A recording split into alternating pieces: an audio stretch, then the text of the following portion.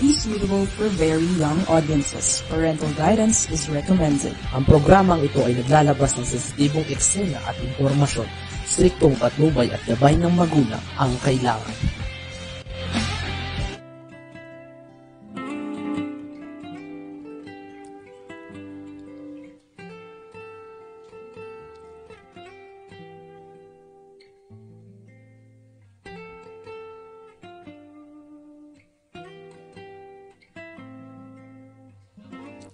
Okay, isang magandang araw po sa atin lahat mga kakampi.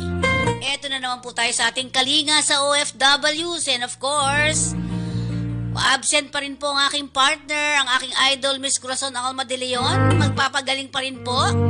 At syempre sa Kampi Online, ang Kakampi Online ay kasapi ng Philippine Online Broadcasters Association.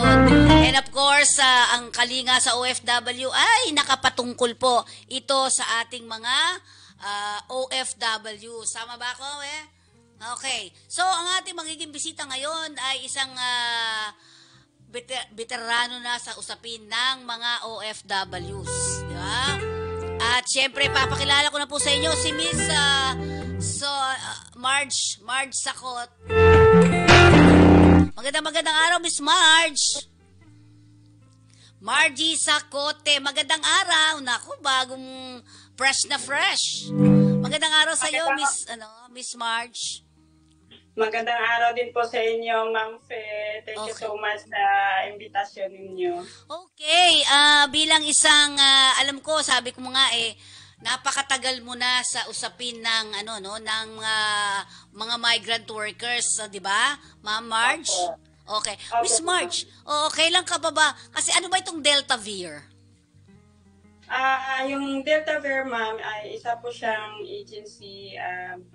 Bali, ang founder po talaga nito noon ay ang aming presidente na si Mr. Mario Almasora. Bali po, nagdi-deploy po kami ng mga skilled sa Saudi Arabia, Microasia. Po. Tapos ngayon po, nagdi-deploy na rin po kami ng domestic helpers. Okay. So, ma'am, matagal ka na rin dito sa Deltavir? Sa Deltavir, bali po, 3 taon pa lang po, bali nag-upisa po ako sa iba-ibang agency din po. Okay. Sa iba-iba rin, oo. Pero bakit mo napili itong advokasya nito? Una, alam ko nasa ano ka pa rin, dito nasa Rotary Club ka rin? Opo, ma'am. Bali, ako po ngayon yung isa sa mga president ng Hope Creating, president ng Pasay Maharlika po. Yan, 3810, right?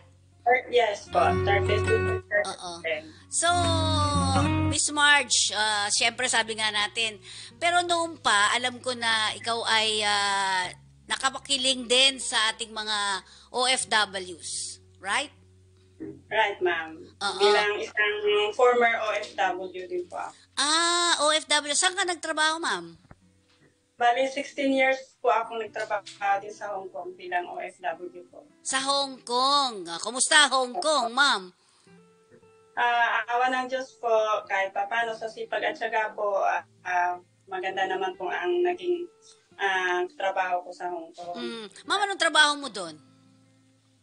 Bali, yun po, domestic helper din po ako nag-umpisa sa Hong Kong. Hanggang po, mayroon din po tayong mga nakilala doon na nag-sponsor sa atin ng visa. Yun po, nakapag-aral po ako ng college po doon hanggang po sa nakapagtrabaho na rin po ako sa mga opisina doon hanggang po sa nagkaroon din po ako ng sarili ko pong wine business doon sa tulong po ng aking fiancé. So, gaano ba kahirap ang mga ibang bansa, ma'am? Napakahirap, ma'am. Sa umpisa, talagang ang kalaban mo ay homesick. Homesick? No? Oo nga naman, homesick. Pero dahil po sa determination ko na siyempre single mom ng 3 anak ko po, talagang pinangarap ko po na kailangan matatapos ko po sila ng college. So, yun po, sinikap ko talaga na makapag-abroad para po matupad ko po yung pangarap ko sa kanila na magkaroon sila ng magandang edukasyon, magkaroon sila ng degree na pagdating ng araw po, ayun po yung gagamitin nila sa pagharap ng tunay na buhay. Oo nga, mahirap nga no, di ba ma'am? Pero ma'am, balikan muna natin itong ating 3810 sa Rotary Club. So, nakailan taon ka na ba sa Rotary as Rotarian? Nag-join po ako sa Rotary sa pamamagitan ng kapatid ko na si Michelle Cader. Mm-hmm. Dati po na presidente ng Pasay Maharlika District 38 noong 2019. Invite niya po ako na mag-join sa Rotary Club. Mm-hmm. So ngayon ikaw na presidente, di ba? Ang cute-cute. Pero alam mo, bago kita pinasok dito, research din natin ang buhay-buhay ng katulad ni Miss Margie. Yan. Miss Margie, sino ka nga ba talaga? Kasi nakita ko yung mga awards mo dahil nagpunta ako sa office mo, di ba? Ang dami mo iba't ibang awards, di ba? Talagang ikaw nga Samaritan nga na tinatawag natin. Anong ibig sabihin nun bilang isang Miss Margie Sacote? Ma'am Marge.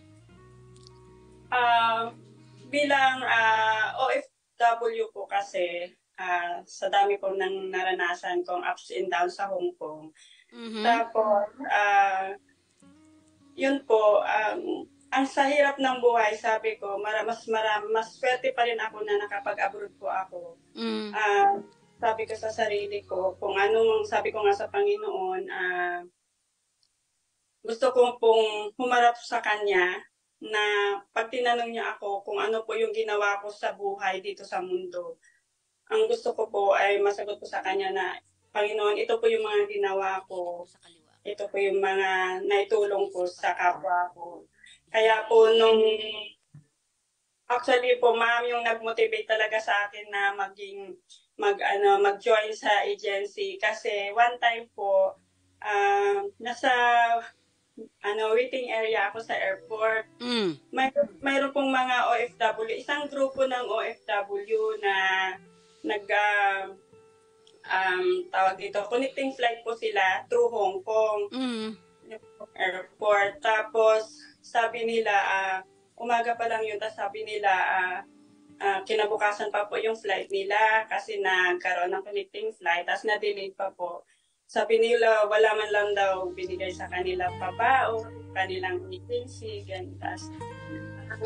So, in short po, dahil naawa ako sa kanila, binigyan ko po sila ng pangkain, isang grupo po sila, binigyan ko po sila ng pangkain. Sabi ko, pangkain.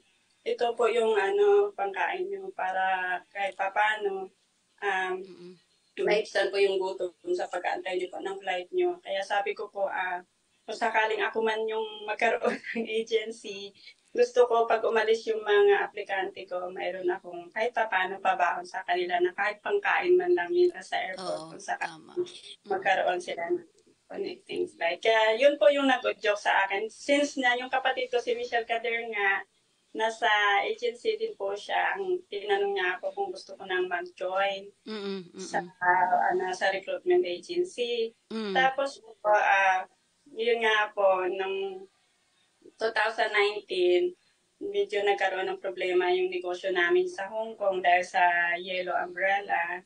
So sabi ko, nakagraduate naman din yung 3 anak ko. Sabi ko, it's time to for good na. Sabi ko gano'n. Wala ka ng problema, di ba? Opo. Pero, ma'am, tapos, ano ba yung trabaho mo sa Hong Kong dati? Ibig sabihin yung yung business nyo doon? Ma'am, bali nung ako ay OFW sa Hong Kong, ang dami ko pong ginawang business. Ang ginawa ko po, bago po ako nakakaroon ng wine business sa Hong Kong, bali nag-join po ako sa mga online business. Bali po, pag nagdi-day off po ako Sabado-Linggo kasi mabait naman yung employer ko. Bumibili pa ako ng mga copy bags sa China kasi train lang naman po ang pamagitan ng Hong Kong sa China. So namimili po ako ng mga copy bags, shoes, ganyan. Binebenta ko po dun sa Central sa mga kapwa ko po OFW. Yun po, kasi gusto ko talagang nasa business-minded ka talaga, Di ba? Oo. Tapos yun nga, yung mayroon akong kaibigan na yung boyfriend niya nasa wine business. Tapos, inimbitahan nila akong mag-dinner. Tapos yung pala, ipapakilala niya ako dun sa pinaka-boss niya ng boyfriend niya na may wine business. Doon na po nag-umpisa yung, yun, nagkaroon ako naging boyfriend ko yung may-ari ng wine business. Ano yung product doon, ma'am?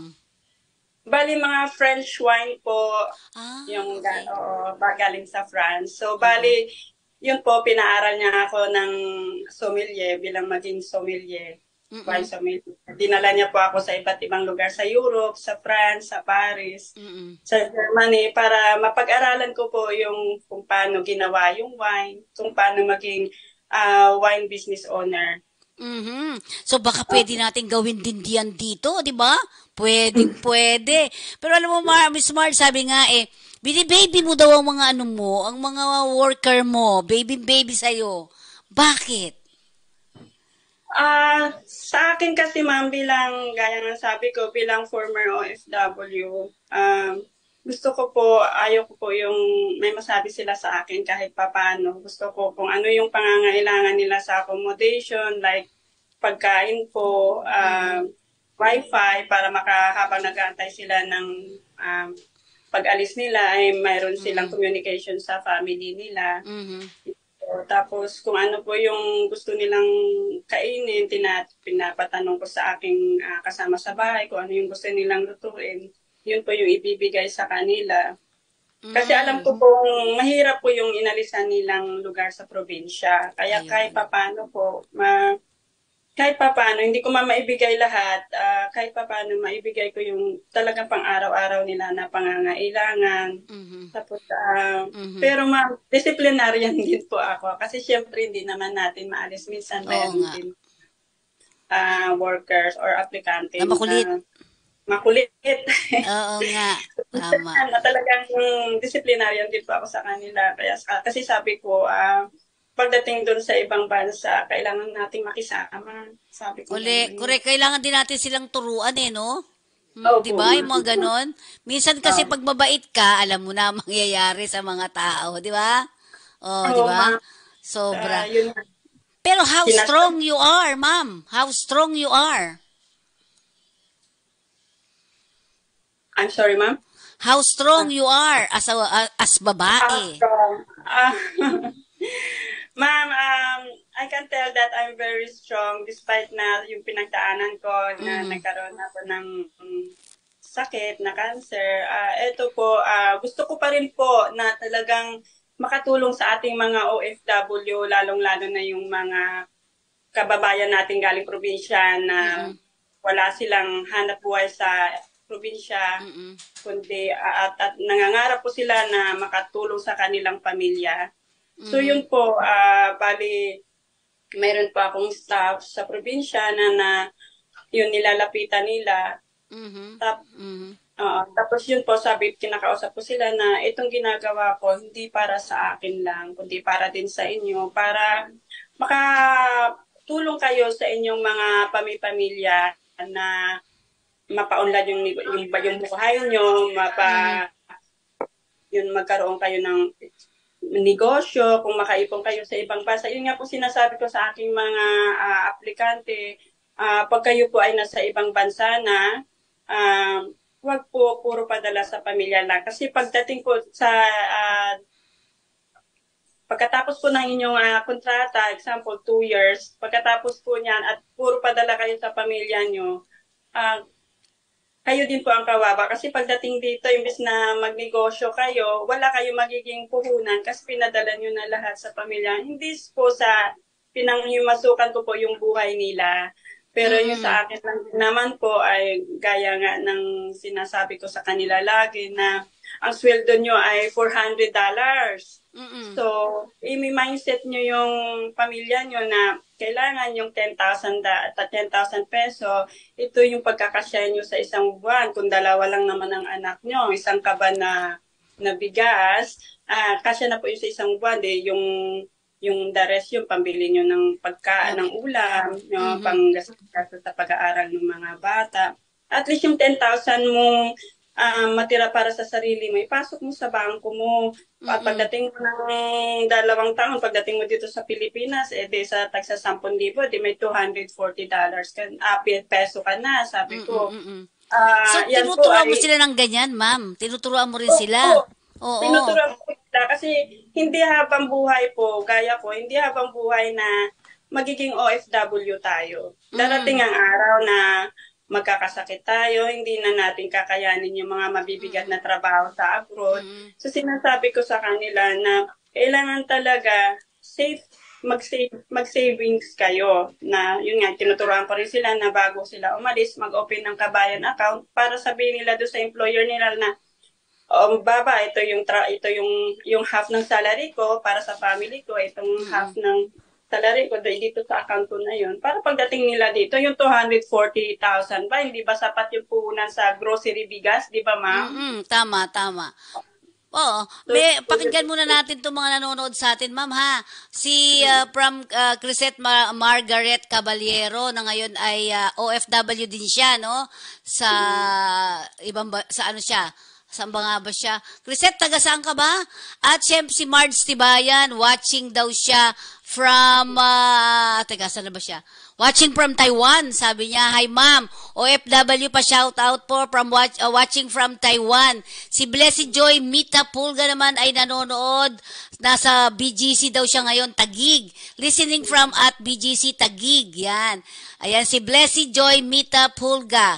At syempre Freddy Ray Dizzy Marson ng Kuwait. So tama daw ba yung binabanggit mo ma'am? Sabi nila Freddy at saka yung iba natin mga kababayan na ngayon ay nasa iba't ibang dako ng bansa natin. So ma'am, kailangan ba raw ba tuldukan, sabi nito, kailangan ba tutuldukan ka agad? Parang meron ba tayong dapat na limit sa pagtatrabaho sa ibang bansa? Ay, siyempre po, kasi kailangan po natin na huwag mahuli ang lahat. Kasi kailangan din po na makasama natin yung ating pamilya bago pa mahuli ang lahat. Kasi yung iba na sobrang sa sipag, ayaw na nilang umuwi dito sa Pilipinas. Gusto na nila magtrabaho. Pero hindi po nila naisip na kailangan din po ng pamilya nila, ng mga anak nila, yung kanilang presensya. Ayun, alam mo, sabi nga ni Ma'am Cora, kapag ikaw ay may anak na maliit, huwag ka na muna mag-abroad. Sabi ni Ma'am Corazon Alma de Leon yan, ha? Get well soon, Ma'am Cora, ha? So, pero sinasabi nga natin, paano mo nagagampanan ang lahat ng binabanggit mo? Tapos since may anak ka pa rin naman na dapat, di ba, na ayusin, paano mo hinahati-hati ang katawan ni Miss Marge? Yun nga po, ma'am, sinasabi din nila. Hindi ko nga rin alaman kung saan ko inuhugot yung energy ko. Siguro dahil na rin sa binibigay na lakas ng katawan ng ating Panginoon. So, minsan inaabot ako ng kagaya kagabi, inaabot kami ng 12:00 dito sa opisina. Siyempre po, kailangan... Dami na inaayos. Pag mayroong mga concern ang Saudi employers, so kailangan mo rin po talagang sagutin ka agad yun. Kailangan mo kausapin yung workers, kung ano bang nagiging problema, ganyan. So, yun po, kaya nag-stay rin kami dito kagabi-gabi na dahil marami nga pong mga workers ko rin na yun nga, Paalis din. Na umaalis, yung pinaprocess namin yung mga papel, mayroon na wala pa isang buwan sa abroad, gusto nang umuwi.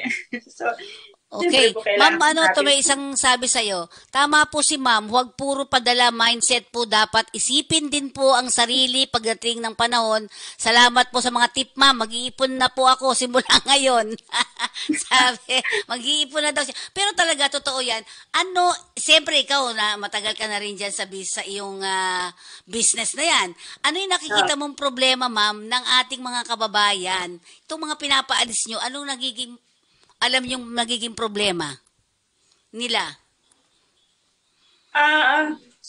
Kung talagang magiging malawak lang yung pangunawa ng ating mga OFW, at saka talagang gusto nilang tuparin yung mga pangarap nila. Kasi lahat naman po ng trabaho, mahirap. Kahit nga yung tayong mga nag-opisina lang, mahirap pa rin po ang trabaho natin kasi utak at katawan natin ang gumagana. So sa akin, ang advice ko lang sana sa kanila no, na kung talagang hindi kaya ang trabaho sa isang amo, sa bagong roles po ngayon, pwede naman po sila magpalipat o panghanapan po sila ng agency natin doon or opisina natin doon sa ibang bansa ng malilipatan na talagang masisiyahan sila at na matapos nila yung 2 taong kontrata na magkaroon sila ng ipon at asenso sa buhay.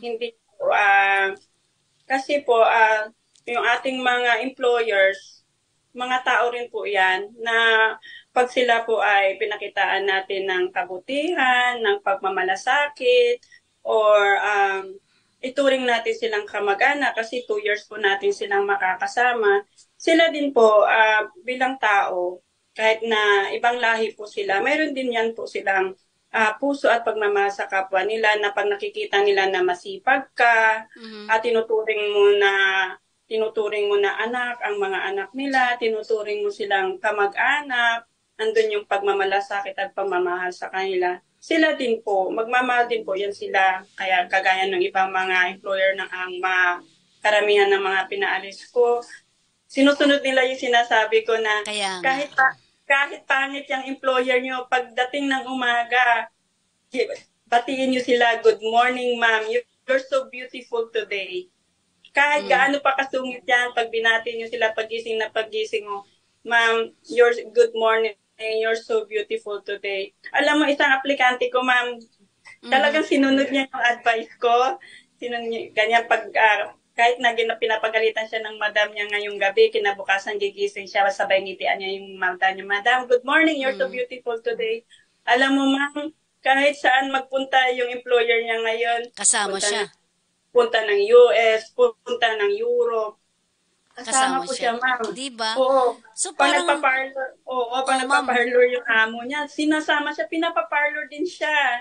So, mamang ibig lang sabihin ito, pag meron kang sinuksok na kabutihan, di ba? Kabutihan din ang masusukli sa'yo at makukuha mo, di ba? Yun ang sinasabi natin.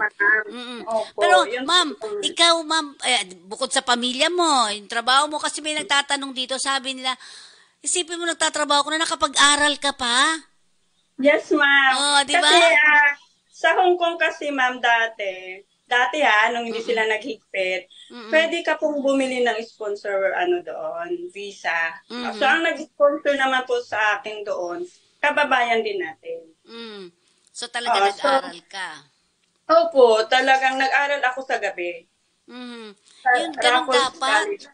Raffles College ng Hong Kong po. So, dapat po talaga, pag nasa ibang bansa tayo, yun nga, ina-advise ko rin sa mga OFW natin na huwag niyong isipin na DH lang kayo. Alam mo niyo ba, sabi ko, bayani kayo. Okay. Bayani tayong mga OFW. Kaya, huwag niyong tuldukan yung buhay niyo na hanggang DH lang kayo.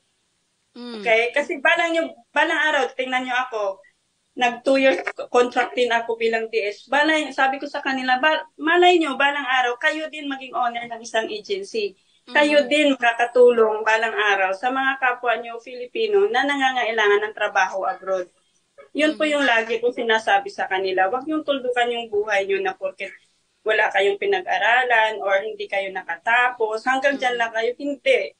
Mangarap kayo. Mangarap. Totoo yan, ang mangarap pangangarap. Kayo at samahan ng sipag at tiyaga. At magdasal. Tama, At magdasal. Yun lagi sinasabi ko sa kanila. At magdasal na lagi kayong gabayan ng Panginoon. Lagi niyang kayong bantayan sa araw-araw na pagtatrabaho. At syempre ako mismo on air, nagpapasalamat din ako sa tulong at suporta rin naman ng Deltavir sa pamamagitan ni Ma'am di ba? Ni Ma'am Marge. Ma'am Marge, paano nga ba ang pagiging isang Miss Marge? Di ba? Hindi naman pang beauty queen, di ba? Yung makakatulong ka talaga. Even si Ma'am Michelle din, ang magkapatid na ito na sobrang samaritan talaga. Ibig sabihin talagang tulong, suporta talaga. Bakit kami ganun? Yung parang iniisip mo yung tutulungan ko yan, susuportahan ko yan, etc. Paano mo nalagay sa isip mo yung mga ganun, ma'am? Kasi yung iba, alam mo na may mga negosyante. Pag negosyante, di negosyante lang talaga. Di ba? Yung mga ganun. Ikaw, iba ka di ba? Talaga iniisip mo yung pagiging pagtulong mo pa rin. Bakit may ganun ka? Ito ba'y talagang realidad na lumalabas sa isipan mo? Dahil gusto mong mangyari, gusto mong makatulong talaga? O papaano ba talaga?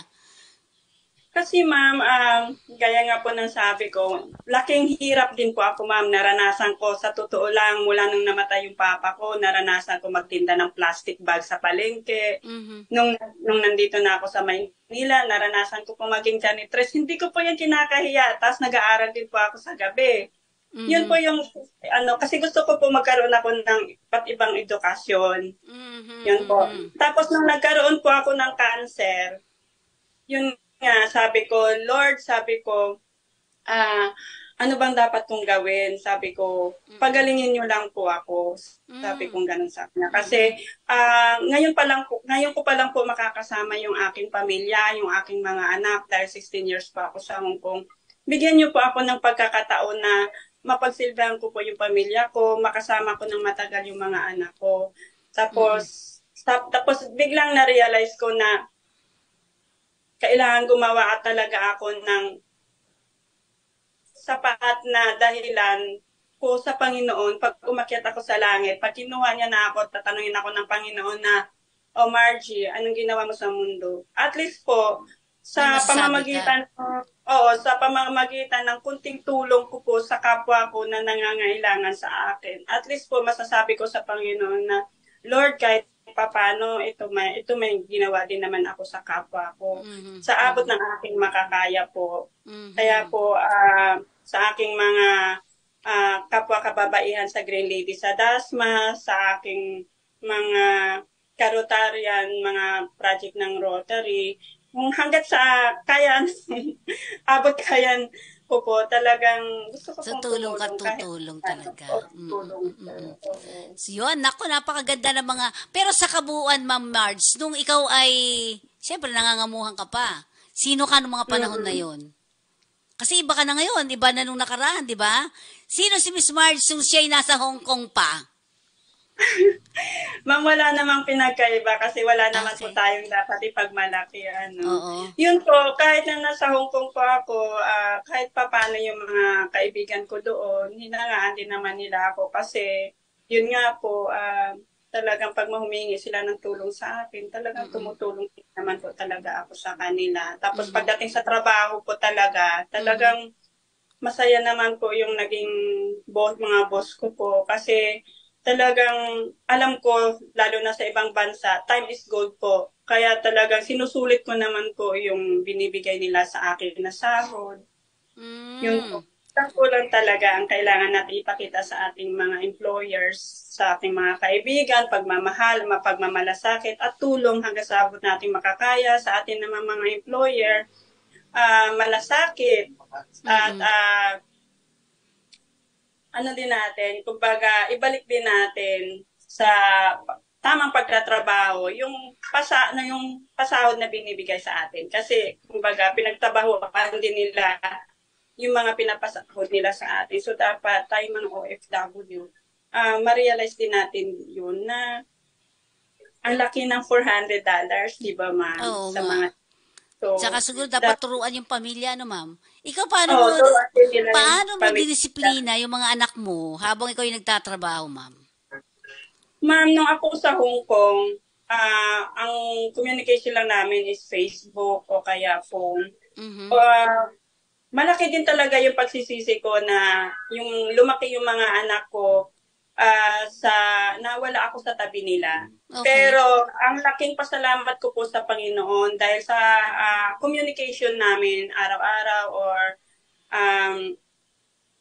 sa isang linggo, talagang open yung communication namin. Nasabi ko sa kanila, kahit nawala ako dyan, huwag niyong salihan yung mga pagdodroga, pagbabarkada kasi hindi ko naman nilalahat yung mga barkada niyo, pero sabi ko, some of them are bad influence. So, ayaw ko yung mapasok kayo sa droga or gano'n.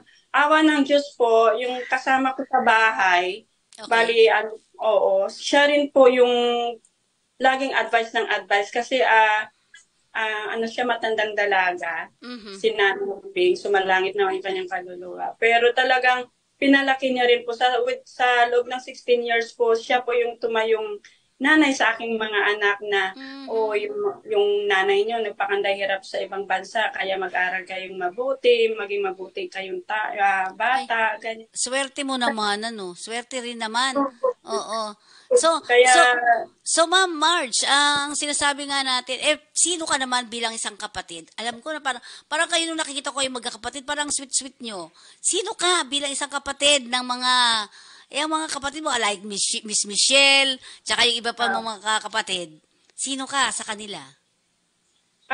Bilang eldest sister po. Ikaw ang eldest? Opo. Ay, ang galing. Parang kala ko hindi. Sige. Bilang eldest? Gusto ko rin po, kung ano yung narating ko, gusto ko rin marating din nila. At yun nga po, kung sino po yung may problema sa aming, sa bawat isa sa amin, gusto ko na magtulungan kami kasi sa kanila, whatever happens, meron tayong tampuhan, hindi tayo nag-uusap, pero at the end of the day, pamilya is pamilya, magkapatid pa rin tayo. Sabi ko ganun. Kaya gusto ko po kung ano yung mayroon akong kasaganaan, gusto ko po mayroon din po sila. Yun, ganda. Sa mga pamangkin ko, kung ano yung nararating ng mga anak ko, gusto ko, yun din po yung marating nila. Yun. Pero ma'am, ang sinasabi nga natin, bilang isang OFW, naramdaman mo din kung ano yung mga nararamdaman ng ating mga kababayang umaalis ng bansa, Ay, oo ma'am. Lahat yan naranasan ko yan, ma'am. Pero ganyan ka pa rin? Smiley face ka parati? Ayun nga, yun lang din siguro yung... Kaya hindi ko alam na ikaw pala eldest, no? Opo, yun po siguro yung naman ako sa papa ko na kahit problema, kailangan umiti lang tayo. Oo nga. Parang gusto ko tuloy gayahin sa'yo, di ba? Pero yun nga, dahil ikaw ay nasa isang agency, ang Delta Beer, ano po ang mga available jobs niyo dyan at marami nanonood sa atin? Ay, marami po kami ngayong nangangailangan po kami ng mga industrial engineering, mga machine operator, massage therapists, drivers, mga merchandisers po, yun nga, and then domestic helpers po, cleaners. Yun po, mayroon po kaming Facebook page. Doon po nakapost po lahat doon yung aming mga job available, job offers. Andyan po yung email address ng company namin, yung contact number ko, yung contact number ng aming encoder na si Joanne Mangahas. Okay. Yun po. So lahat ba ito Middle East or may mga ibang mga bansa ka pa rin po? Sa ngayon po, Middle East. Mayroon po, yun nga po, dahil sa pandemic, medyo nawalan tayo ng ibang mga job orders. Pero may plano po ako na mag-market sa iba't ibang bansa like Europe po at Hong Kong at Singapore para po tayo ay makakuha ng iba pang mga job orders. Yan. Pag Hong Kong, sabihan mo ko kasi di ba may tayo doon, may contact tayo doon. Well, anyways, napakaganda ng mga pinag-usapan natin dito. Siguro sasama kami, di ba? Ako taga-bit-bit na lang, taga-bit-bit, di ba? Huwag naman, hindi ako gano'n.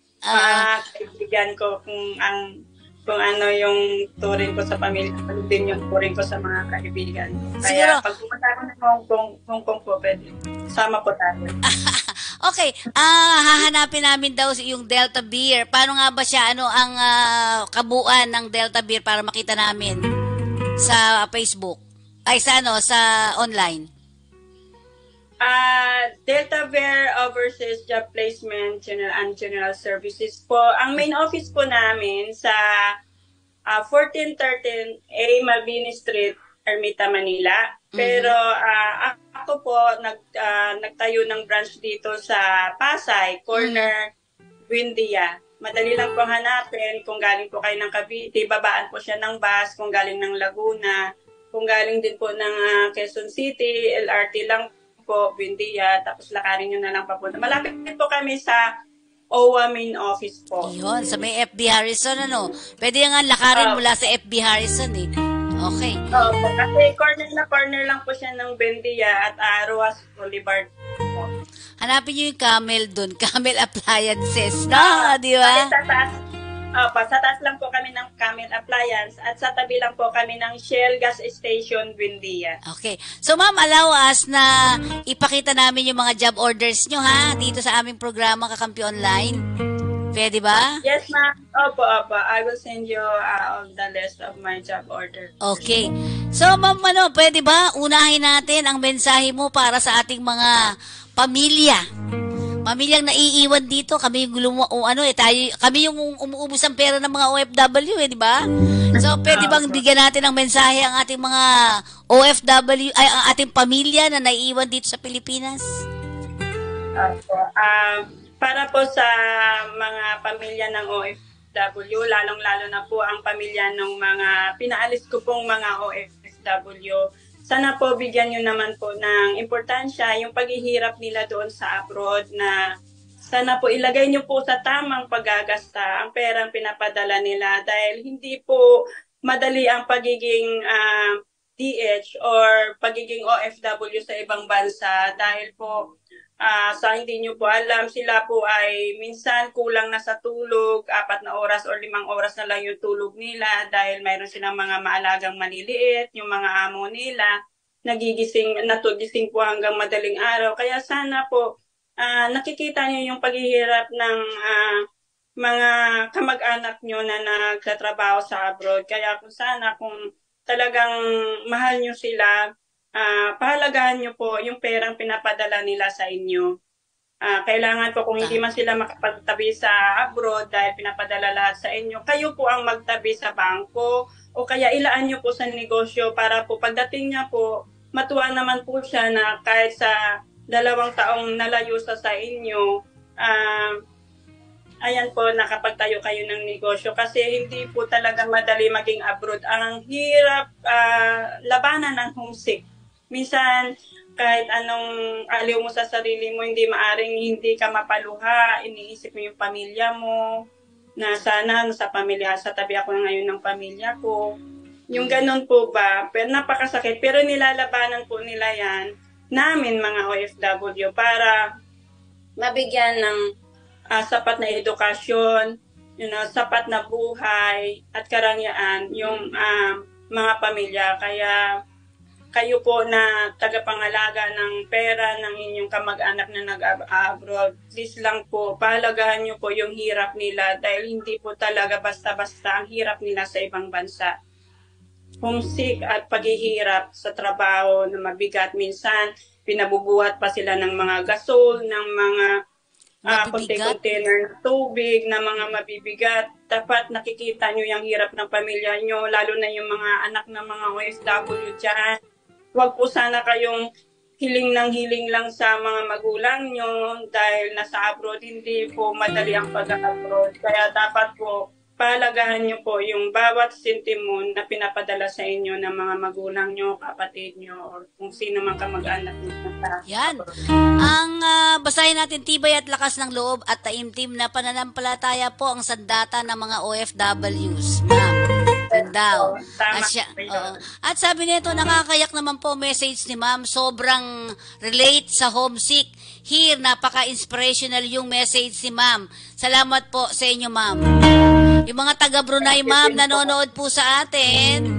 Yan, sa pamagitan po nila Mr. David II, and of course, yung mga taga Qatar, Jinky Lim. Ayan na, Jinky. Alam mo ito, ma'am, itong isa na to, si Miss Jinky. Natatandaan ko, sa Qatar din to. Dahil nahuli niya ang loob ng kanyang mga, ng kanyang mga employer. Aba, dinala siya sa iba-ibang mga lugar. Siya ang gustong kasama, di ba? Kaya tatandaan natin, hulihin natin ang loob ng ating mga employer. Ma'am, may mga gusto ko pa bang sabihin bago ka namin bitawan? Alam ko busy-busy ka eh. Ma'am, maraming salamat sa pagkakataon na to na inimbitahan mo ako sa inyong programa, at maraming salamat din po at kahit papano sana naman nakapagbigay ako inspirasyon sa ating sa kamag-anak ng ating mga OFW at sa ating ding mga OFW na laban lang. Na lahat ng sabi nga nila, pag may tiyaga, may linaga. Kaya alam ko ang hirap nyo dyan sa ibang bansa. laban lang tayo para sa ikaasinso ng ating buhay. At alagaan lagi yung inyong mga katawan, laging mag-vitamins, no? Vitamin C or multivitamins and minerals. Kahit anong hirap, pag mayroon kayong ganun, kahit paano alagaan niyo yung sarili niyo at inyong mga kalusugan. Motherly talaga. So maraming po salamat, Miss Marge. Sa susunod po, magkakitaan pa rin tayo dito sa ating programa, Kakampi Online. Salamat po, maraming pong salamat. Regards sa inyong mga staff. Okay, maraming pong salamat. Okay, thank you. Thank you sa inyo. Salamat po. Ayan.